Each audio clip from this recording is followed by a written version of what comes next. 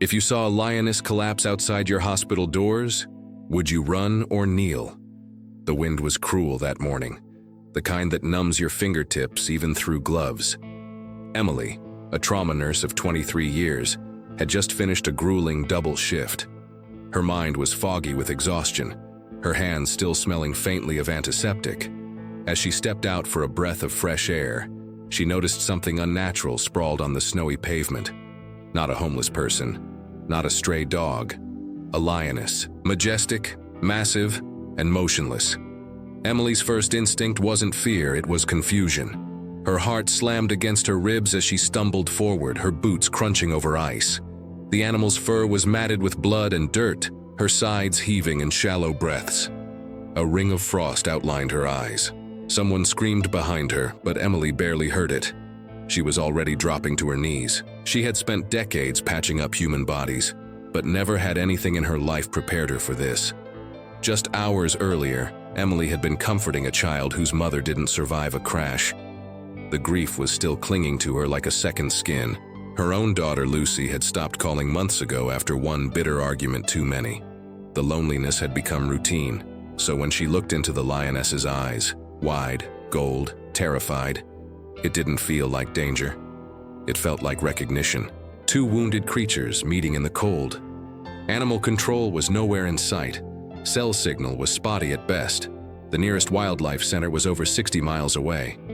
Emily hovered over the lioness, coat open, shielding the great body with her own. Her breath formed clouds, mingling with the steam rising from the lioness's wounds. Someone shouted that she was crazy. Another pulled out a phone to film. Emily ignored them all. "You're not dying here," she whispered. The lioness had a deep gash along her flank, likely from barbed wire. Her paws were torn, bleeding into the snow. And yet, she hadn't lashed out, hadn't roared, hadn't run. She had come here, to this place of human healing, and collapsed as if it were the only safe spot left in the world. Emily reached for her stethoscope out of instinct, then laughed at herself. But the moment felt sacred. The silence, the breath, the mutual surrender. For Emily, the hospital had always been a fortress, a place where chaos came in bleeding and left stitched together. But outside these walls, her own life was a quiet wreck. Since her divorce, the house had echoed with emptiness. She had long stopped decorating for the holidays. This morning, she debated whether to even come in. She'd almost called out sick. But fate had pulled her here, to this parking lot, to this lioness. More staff started gathering at the door, unsure of whether to intervene. No one dared approach. The hospital's security radio crackled with protocol. But Emily had already broken it. She pulled off her scarf and pressed it to the lioness's wound. Blood soaked through immediately. Still, she held firm. "It's okay," she murmured, unsure if she was talking to the animal or herself. "We'll figure this out." The lioness stirred faintly, her massive head lifting an inch off the ice before falling back again. But in that moment, Emily saw something unmistakable.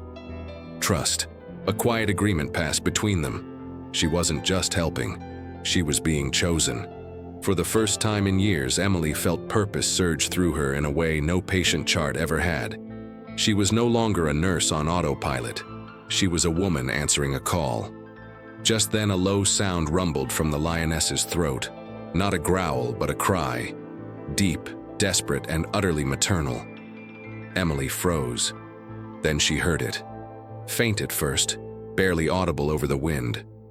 But it was there. A second sound. A whimper. Not from the lioness, but from somewhere beyond the trees. Something else was out there, something small, something waiting. And Emily stood, scarf bloody, breath shaking, and turned toward the woods. Emily didn't hesitate. She began walking toward the tree line, boots crunching over snow, ears straining to pinpoint the source of the whimpering. Behind her, the lioness let out a long, low moan, almost as if pleading for her to come back. But something in Emily had shifted. She moved as if pulled by a tether of instinct stronger than reason. The cold bit harder here, the shadows darker, but that sound, high-pitched, rhythmic, fading in and out, demanded attention.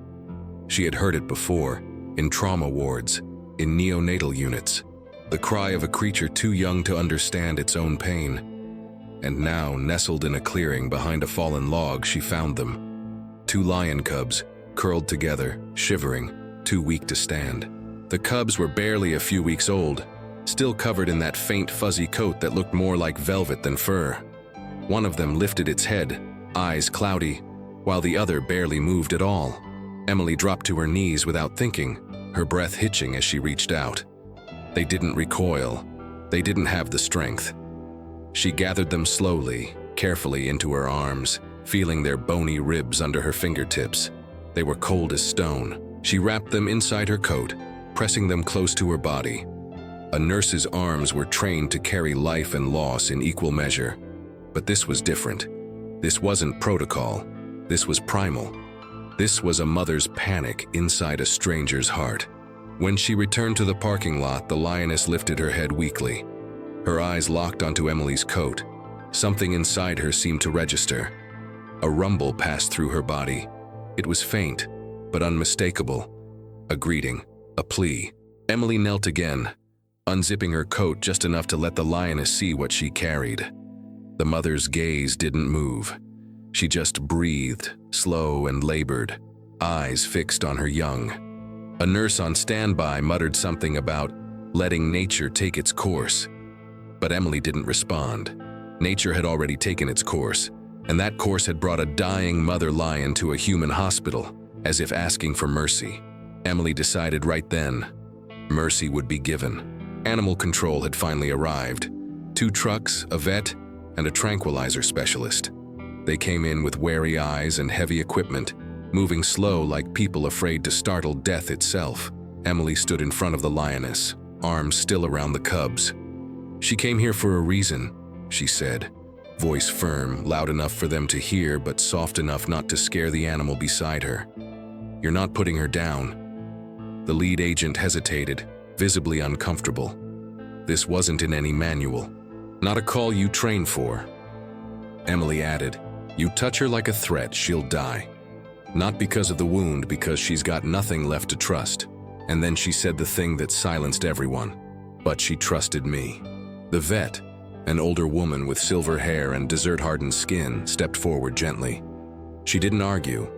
Instead, she knelt beside Emily, studied the lioness, then glanced at the cubs. "They're freezing," she said simply. "We need to get them all inside." Protocol would have kept the wild animals out, but this wasn't a typical day. Emily nodded and the team shifted. Gurneys were brought out, heated blankets prepped. They sedated the lioness lightly, not to knock her out, but just enough to ease her pain. With surprising care, they lifted her massive body and wheeled her inside through the ambulance bay. Emily never left her side, clutching the cubs the entire time.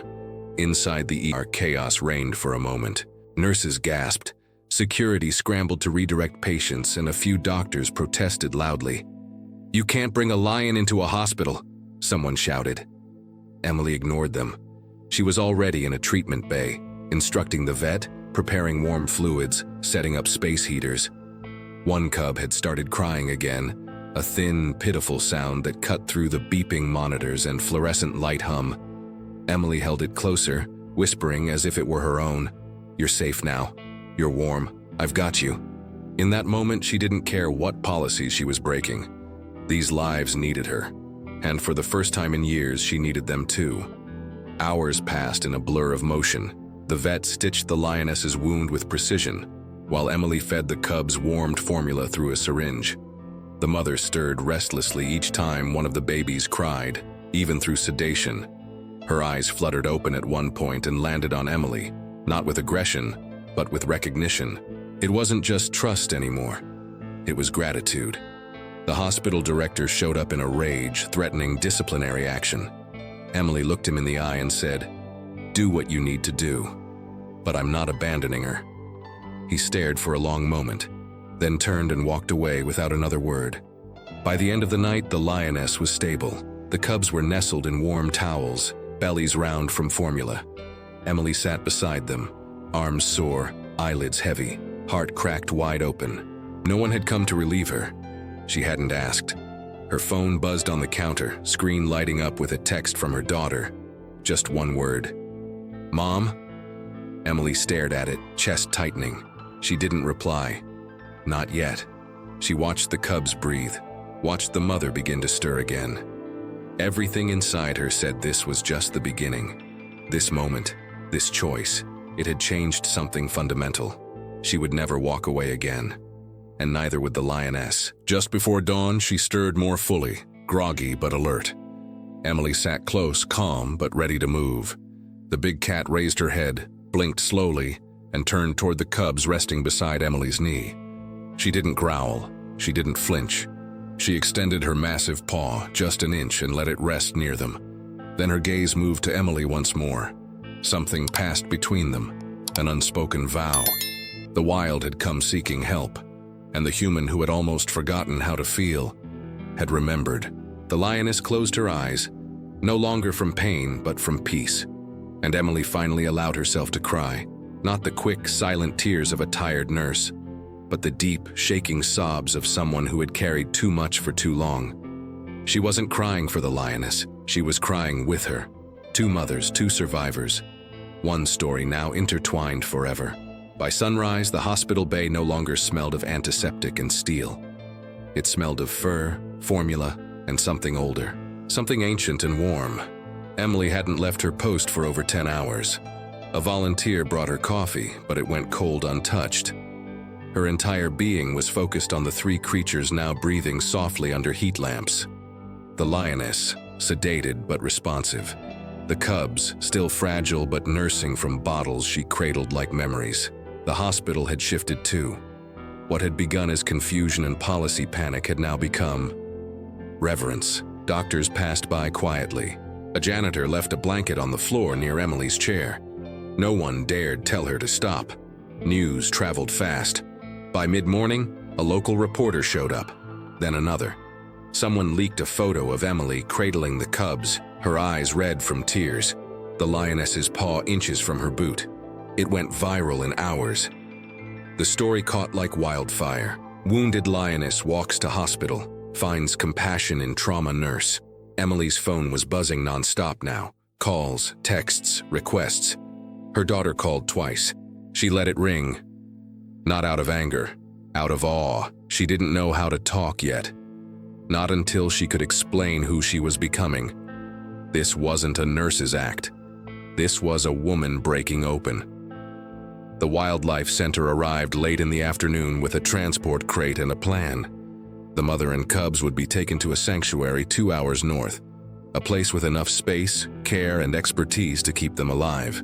But the question hung in the air like static. Would the lioness survive the transfer? The vet looked at Emily, uncertain. "She's only calm around you," she said. "If she wakes in the crate without you nearby, she could panic." Emily stood, legs trembling. "Then I'm going with her." No one objected, not anymore. The hospital director, who had stormed off the day before, quietly signed a temporary leave for Emily. Officially, unpaid. She didn't even glance at it. The drive to the sanctuary was surreal. Emily sat in the back of the truck beside the crate, her knees nearly touching the bars. The lioness lay inside, half-conscious, while the cubs dozed in a heated carrier between them. Each time the truck jolted, the lioness's eyes flicked to Emily. And Emily would reach a hand through the slot in the crate, not touching, just present. The world outside passed in blurs of forest and frost. But inside that truck, time paused. She thought about all the things she'd buried over the years. The holidays skipped, the calls unanswered, the moments she told herself she was too tired to care. Now, she was wide awake. At the sanctuary, the welcome was gentle but clinical. Forms, procedures, intake logs. Emily didn't flinch. She stayed beside the lioness through every step. The handlers were amazed, not just by the animal's calmness, but by the clear, impossible bond. A wild creature, sedated and wounded, responding to a human with such unblinking faith. Emily watched as they cleaned her wounds again, inserted IVs, measured her pulse. The lioness never once roared or snapped. Only once did she growl, when they took the cubs too far across the room. Emily stepped in and moved them closer. Instantly, the mother relaxed. "She sees you as pack," a handler said. "Maybe more." That night, Emily was offered a room in the staff quarters. She declined. Instead, she made a bed beside the lioness's enclosure, curled in a pile of donated blankets. The cubs were nearby in a heat box. For the first time in weeks, she slept deeply. No nightmares, no echoes, just breath. The next morning, she woke to a sound like rustling paper. The lioness had risen on unsteady legs, walked to the edge of the fence, and was watching her sleep. Behind those golden eyes wasn't wildness. It was something gentler. Recognition. Emily sat up slowly, tears welling again. Not from sadness, but from some older, deeper wellspring of awe. The sanctuary staff began documenting the lioness's recovery, filming short clips to share with their followers. Emily appeared in many of them, always at the edge, never speaking but always present. People began writing letters, sending donations. Some asked about adopting animals in the lioness's name. Others simply shared their own stories of grief, survival, and unexpected healing. One letter came from a man who lost his wife and hadn't spoken to anyone in 6 months. "When I saw you and that lioness," he wrote, "I remembered that being broken isn't the end. Sometimes it's the beginning." Emily read it in silence, hands trembling. She'd never thought of herself as a symbol. One afternoon, a week later, Lucy came to the sanctuary. She didn't text, she didn't call. She just appeared by the fence, holding a thermos of soup and a nervous smile. Emily saw her from across the enclosure and froze. Lucy approached slowly, eyes on the lioness, then on her mother. "I wasn't sure if you'd want to see me," she said quietly. Emily stepped forward, heart hammering, and wrapped her daughter in a hug so tight it left them both breathless. Neither spoke for a full minute, just held on. The lioness watched silently, tail flicking once, then lying still. A witness to something sacred, a reunion, not just between mother and daughter, but between lost pieces of self. After that, Emily stayed on as a part-time caretaker, officially unpaid, unofficially irreplaceable. She had no training in wildlife rehab, but what she had couldn't be taught. The lioness gained strength daily. The cubs began to play. Emily learned to bottle feed them less, to let them wrestle and roar. One nipped her finger once. She laughed for the first time in years. She wrote to the hospital and declined to return for now. "I'll come back," she wrote, "but I need to finish healing somewhere quieter." No one questioned her. And then, one morning, the lioness, now stronger, sleeker, golden in the early light, walked to the edge of her enclosure, placed her massive paw against the wire, and looked at Emily for a long, still moment. Emily mirrored her, hand against paw, breath caught. No words passed. None were needed. The transformation was complete, not just for the lioness, for Emily, from nurse to witness, from survivor to healer, and maybe, just maybe, from alone to found. 3 months later, the sanctuary gates opened to visitors for a special event, Stories of Survival. Families gathered around the enclosures, children in puffy jackets pointing excitedly at the animals, elderly couples holding hands as they walked the gravel paths. But all eyes eventually turned toward one corner, the lioness enclosure, where Emily stood beside the fence with quiet authority. She wasn't in uniform. She wore jeans, a flannel shirt, and the same boots from the snowy morning that started everything. Beside her, the two cubs now bounded across the grass, tumbling over each other in bursts of golden joy. And their mother, scar still visible on her flank, watched with a calm, regal pride that only a survivor could wear. Emily didn't speak publicly that day. She let the handlers explain the facts. The lioness had been part of a traveling exotic animal operation that collapsed during a winter transport. She escaped when the truck crashed, wandered alone for days with her cubs before collapsing near the hospital. Most of the public had assumed it was a fluke, luck perhaps, but the staff now told it differently. She didn't collapse randomly, one handler said. She came to a place where healing lived, and she found the one person who hadn't stopped believing in what healing really meant. People clapped. A few cried. Emily simply stood quietly, hand resting near the fence. The lioness approached then, not shy or fearful, but as if responding to some invisible cue. She stopped in front of Emily, eyes level with hers. There was no barrier of species between them, just breath, just history. The crowd hushed. Emily lifted her hand, touched the fence again, and whispered something too quiet to hear. Later, someone would say it looked like a prayer. Others said it looked like goodbye. But Emily knew better. It wasn't a farewell. It was a promise. The lioness blinked slowly, turned and returned to her cubs. A mother at peace, a queen among trees. Back home, Emily's life changed in ways small and vast. Her house, once silent and cold, now held signs of warmth. A new bookshelf filled with letters from strangers, photos of the cubs on her fridge. Lucy began visiting regularly, sometimes staying overnight. They cooked together again, lasagna, soup, pancakes. They talked not just about the past, but about the future. "You're different," Lucy said one night. "No, you're more you than I've ever seen." Emily didn't know how to answer. She just smiled, poured tea, and let the quiet settle in around them like a soft old blanket. The hospital reached out weeks later, not to demand her return, but to ask if she'd trained staff in crisis empathy, how to respond to situations where the heart mattered more than policy. Emily agreed, but only part-time. She preferred the quiet pace of the sanctuary, where stories unfolded without charts and every creature healed in their own time. She still visited the lioness twice a week. Sometimes she brought a journal.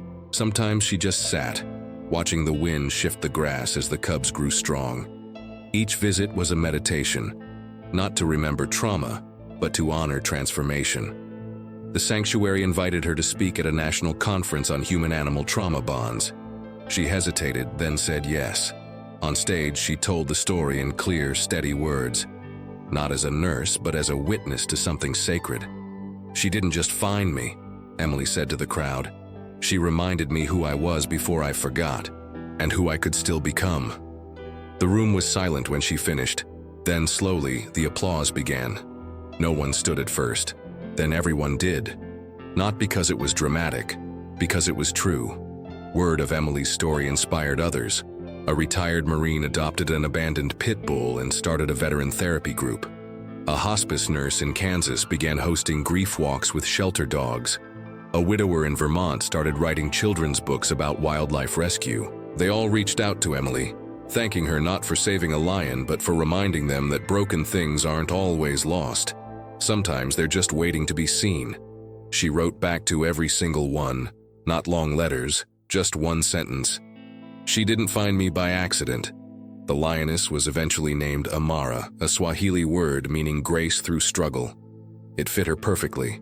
She never returned to the wild, but she thrived in the sanctuary, raising her cubs with quiet power, never showing aggression, always watching.